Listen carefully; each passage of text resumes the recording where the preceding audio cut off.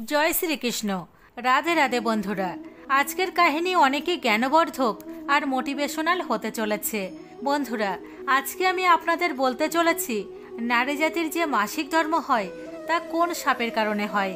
হ্যাঁ বন্ধুরা, এক সাপের কারণে মাসিক ধর্মের পীড়া নারী জাতিকে সহ্য করতে হয়। বন্ধুরা, ভিডিও সম্পূর্ণ দেখার অনুরোধ রইল, যাতে এই ভিডিওর সম্পূর্ণ জ্ঞান আপনি উপলব্ধি করতে পারেন। নারী জাতি পেয়েছে কেমন সাজা, যা নারী জাতি আজও ভুগছে। বন্ধুরা, রামায়ণ আর মহাভারতকালে এমন অনেক শাপ দেওয়া হয়েছিল যার প্রভাব আজও মানুষ জাতির ওপর দেখা যায়। আমার প্রিয় বন্ধুরা, এমনই কিছু শাপ নারী জাতিকেও দেওয়া হয়েছিল যার প্রভাব আজও কলিযুগে নারী জাতির ওপর দেখা যায়। বন্ধুরা, আজকে আমি আপনাদের বলতে চলেছি এই সমস্ত শাপের মধ্যে নারী জাতির পাওয়া সব থেকে অসহনীয় আর পীড়াদায়ক শাপের কথা। কিন্তু তার আগে, হে মা লক্ষ্মী, আজকে তোমার এই মহত্বপূর্ণ ভিডিও যে দেখছে তাদের সকলের ঘরে তুমি ধন সম্পত্তিতে ভরে রেখো মা। তাদের ঘরে যেন কখনো ধনের কমি না হয়। বন্ধুরা, আপনারাও একবার মনের ভক্তিপূর্ণ শ্রদ্ধার সঙ্গে কমেন্টে অবশ্যই লিখুন জয় মা লক্ষ্মী। চলুন বন্ধুরা, এখন ভিডিও শুরু করা যাক। বন্ধুরা, প্রতি মাসে নারীদের যে মাসিক ধর্ম হয় তা বড়ই পীড়াদায়ক। এরই সাথে নারী জাতি দ্বিতীয় শাপও পায় যে নারীর পেটে কখনোই কোনো কথা লুকানো থাকবে না, তাতে সেই কথা যতই গোপনীয় হোক না কেন। নারীর পেটে কোনো কথাই হজম হয় না। নারী জাতি আজ নয়তো কাল, কাল নয়তো পরশু এক না একদিন সেই কথা অন্যকে বলে দেবেই। আর সে বুঝতেও পারে না যে সে কখন সেই কথা অন্য কাউকে বলে দিয়েছে। কথায় কথায় স্ত্রীরা সেই কথা অন্যকে বলে ফেলে, যা তার কখনোই অন্যকে বলা উচিত ছিল না। বন্ধুরা, প্রথমে আমরা এই কথাই জানব যে নারী জাতির পেটে কেন কোনো কথা পচাতে পারে না। বন্ধুরা, এই সাপ মহাভারতকালে যুধিষ্ঠির সমস্ত নারী জাতিকে দিয়েছিল। এই সাপ কিছুটা এমন ছিল, যখন অর্জুন মহাভারতের যুদ্ধে অঙ্গরাজ কর্ণের বধ করে, তখন মাতা কুন্তী কর্ণের মৃত্যুতে অত্যন্ত দুঃখী হয়ে যান আর 5 পুত্র মানে 5 পাণ্ডবকে বলেন, কর্ণ তোমাদের শত্রু নয়, বরং কর্ণ তোমাদের বড় ভাই ছিল। এরই সাথে কুন্তী 5 পাণ্ডবকে কর্ণের জন্মের কথাও শোনান, কিভাবে মাতা কুন্তী কর্ণকে জন্ম দিয়েছিলেন। তার কুমারীকালে ভুলবশত সূর্যদেবের বীজমন্ত্র জপ করার ফলে সূর্যদেবও প্রসন্ন হয়ে যান এবং সূর্যদেব তার কাছে আসতে মজবুর হয়ে যায়, যার ফলে সূর্যের তাপ থেকেই কর্ণের জন্ম হয়। আর লোকলজ্জার ভয়ে তখন তিনি কর্ণকে জলে ভাসিয়ে দিয়েছিলেন। যখন এই কঠিন সত্যকে সমস্ত পাণ্ডব শোনে, তখন তারা জ্ঞাত হয় কর্ণ তাদের বড় ভাই হওয়ার পরেও তাদের হাতেই তার মৃত্যু হয়েছে। তখন তাদের অনেক দুঃখ হয়, অনেক অনুশোচনা হয়। এরই সাথে ধর্মরাজ যুধিষ্ঠির এই কথা শোনার পর অনেকেই ক্রোধিত হয়ে যায় এবং নিজের মাতা কুন্তীর ওপর ক্রোধিত হয়ে বলে, হে মাতা, আপনি সমস্ত কিছু জেনে বুঝে আমাদের দিয়ে এ কেমন পাপ করালেন। যদি আপনি আমাদের এই কথা পূর্বেই বলে দিতেন, তাহলে আমরা কখনোই আমাদের জ্যেষ্ঠ ভ্রাতার সাথে যুদ্ধ করতাম না। এরই সাথে যুধিষ্ঠির তার মাতার ওপর ক্রোধিত হয়ে সমস্ত নারী জাতিকে এক অভিশাপ দেয় যে আজকের পর নারী জাতির পেটে কখনো কোনো কথা লুকোনো থাকবে না। সে নারী জাতির জন্য যত বড় ভয়ঙ্কর কথাই হোক না কেন, সে তার পেট থেকে বের করে দেবেই। এই সব যুধিষ্ঠির সমগ্র নারী জাতিকে দিয়েছিল। আর তারপর থেকে বন্ধুরা, নারী জাতি তাদের পেটে কখনোই কোনো কথা লুকোতে পারেনি। তাতে সেই কথা যতই বিনাশকারী হোক না কেন, তাও তারা সেই কথা বলবেই। বন্ধুরা, এখন জানা যাক দ্বিতীয় সাপের কথা, কেন নারী জাতিকে মাসিক ধর্মের পীড়া সহ্য করতে হয়।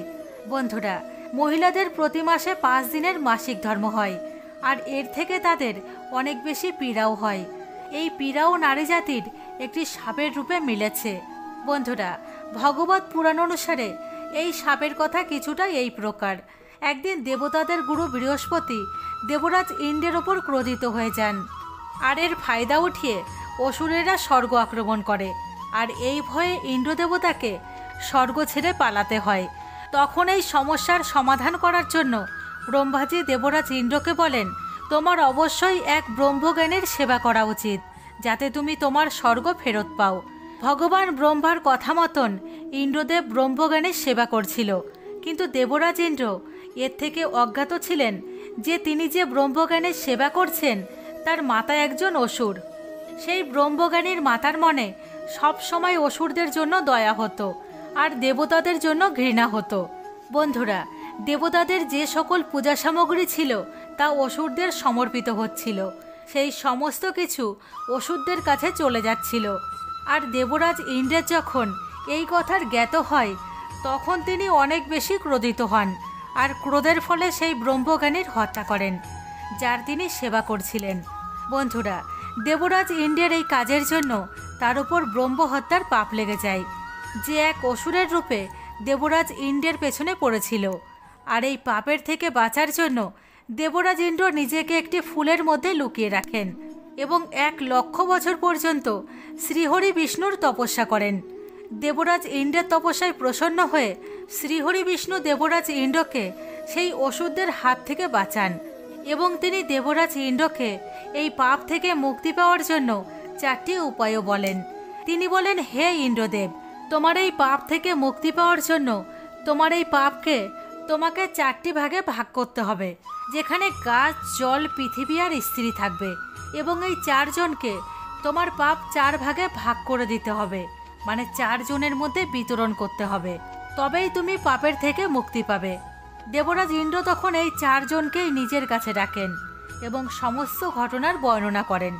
ঘটনার বর্ণনা শুনে 4 জনই রাজি হয়ে যায় এবং তারা 4 জনেই তাদের নিজেদের জন্য একটি একটি বরদানের প্রার্থনা করেন।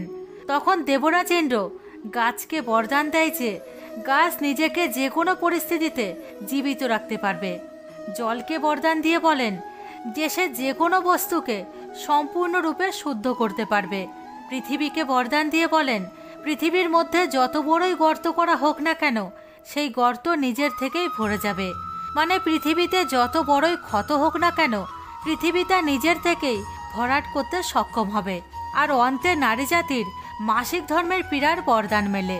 এরই সাথে দেবরাজ ইন্দ্র নারী জাতিকে আশীর্বাদও করেন যে যখনই নারী জাতি মাসিক ধর্মের থেকে শুদ্ধ হবে এবং কোনো পুরুষের সঙ্গে সম্বন্ধ করবে তখন এর আনন্দ পুরুষের থেকে 2 গুণ বেশি উপভোগ করবে এবং তার সেই আনন্দের ফলস্বরূপ সন্তানের জন্ম দিতে পারবে, যা কেবলমাত্র নারীর দ্বারাই সক্ষম হবে। বন্ধুরা, এটা ছিল নারী জাতির মাসিক ধর্মের কিছু অজানা রহস্যের কথা, যা দেবরাজ ইন্দ্র নারী জাতিকে বরদান স্বরূপ প্রদান করেছিলেন। বন্ধুরা, কেমন লেগেছে আপনাদের স্ত্রীদের সম্পর্কে এই অজানা রহস্যের কথা জেনে? আশা করব আজকের ভিডিও আপনাদের ভালো লেগেছে এবং এর আগে এই ভিডিও সম্পর্কে আপনারা কোথাও দেখেননি বা শোনেননি, এবং যদি আপনারা এই সম্পর্কিত ভিডিও আগেও দেখে থাকেন সেটাও কমেন্ট বক্সে জানাবেন। সাথে ভিডিও ভালো লাগলে অবশ্যই ভিডিওটিকে লাইক করবেন এবং আমাদের চ্যানেলে নতুন হলে চ্যানেলটিকে সাবস্ক্রাইব করে বেল আইকন অবশ্যই প্রেস করবেন, যাতে এমন সমস্ত ভিডিও নোটিফিকেশান সবার আগে আপনার কাছে পৌঁছায়। ধন্যবাদ।